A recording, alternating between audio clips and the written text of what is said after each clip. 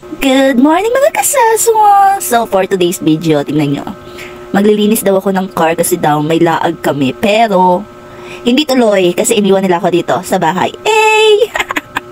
Walang hiya. Naglinis-linis pa naman ako ng car. Tapos iniwan nila ako mga walang hiya. Yan. Lilinisin natin yung compartment. Pero hindi ako marunong magbukas ng compartment. Tingnan nyo. O, diba? Hey! Tanga. Ayan yung compartment namin. Ayan. I-ano natin. Tingnan nyo ano yung mga laman. Yan. Tray ng itlog. O, diba? Unan. And then, itong airbed na higaan niya ng mga bata, guys. Kaso lang, hindi mahigaan kasi nga, may mga tawag nito, may mga sumasakay. Tapos, ito yung mahiwagang, lalagyanan namin ng mga damit. O, diba? Shala, wala kayo nga, nakadato puti. May car, pero yung lalagyanan ng damit, dato puti. Yan, lalabahan ko yung mga, tawag dyan, hindi ko alam yung tawag dyan. Yung nilalagay sa seatbelt, tapos yung sa may unan siguro yan, hindi ko alam. Then, itong mga chanelas ng mga anak namin, and itong upuan yan, guys. Ano ba tawag dyan, Gani? Yung camping chair. Yeah, camping chair yan, guys. Sige, palit-palit, pero why camping na hitabo? Oh my God. O, diba, ang daming mga kaek-ekan sa loob ng compartment namin. Ang daming basura. Mayroon pa itong hindi tinatapon. Ewan ko bakit, gagamitin pa siguro. Ano yan, guys? Wiper. Nakapalit na naman sana ng wiper, pero tinago pa rin yung wiper na gupa. Ay, nako, ewan ko dyan. So, linis-linis. So, wala. Ayan na. Nalinisan ko na siya, pero hindi ko na siya wawalisan, guys. Kasi, yung vacuum, hindi ko alam paano ko isasaksak. Hindi kasi ako marunong magpa-under ng sakyanan. So, yan. Inarrange ko lang, tinanggal ko lang. Hindi naman din masyadong madumi yung compartment namin. So, arrange. Then, ibalik na natin yung mga tinanggal natin dito. Konti lang naman yun. Yung yung ito, oh. Yan, kailangan lang natin i-maximize yung space.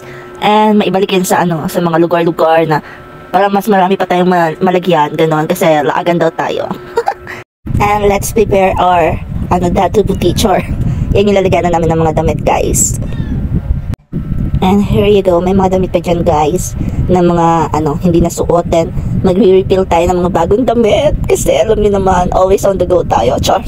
Dapat Girl Scout, laging handa, ganon. So, kasi nga, medyo maliit yung datu puti natin, guys.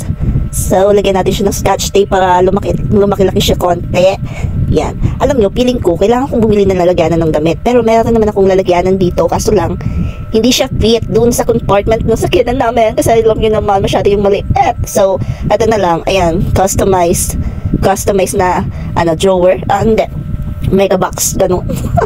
So, isang box ng datu puti with scotch tape na hindi ko makita kung saan ko huhugutin. So, yan. Hanapin muna natin yung sketch tape. Masyado nang matagal. Ay, nako. Yung may sakyanan ka pero wala kang pambili ng lalagyanan ng damit. Ay, nako.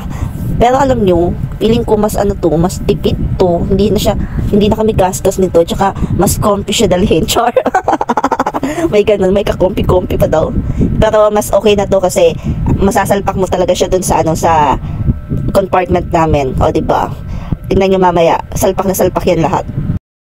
Kasi tapos ko ng i-DIY, so ilagay na natin yung mga things and everything natin dito, guys. Yan, damit ko, damit ng isa dyan, and damit, yung mga nasa yung mga laundry, ang tawag doon, laundry box, ay hindi, laundry bag, ganun. Ano pa yan, guys, ngayon ko palang na-serve yung purpose niya. Dati kasi, yan, binili ko yan para dun sa, para kay Hope, nung buntis ako kay Hope, then, yung kala namin sa hospital kami mga nganak, ganun. Alam niyo yun, yung mga ka-artihan sa katawan. So, nilagay ko na yung mga damit ko, yung mga damit ng isa dyan, and then, tawag nito, jackets, kasi alam niyo naman, dapat always ready tayo. Yan. O, diba? Yung mga damit ng mga bata, and everything, and meron tayong dala-dala na tuwalya kasi minsan dagat yung trip, and minsan laag lang yung trip, ganon. Tapos alam niyo naman kapag may bata, di ba kailangan mo magdala talaga ng maraming damit, ganon. Kasi na bata.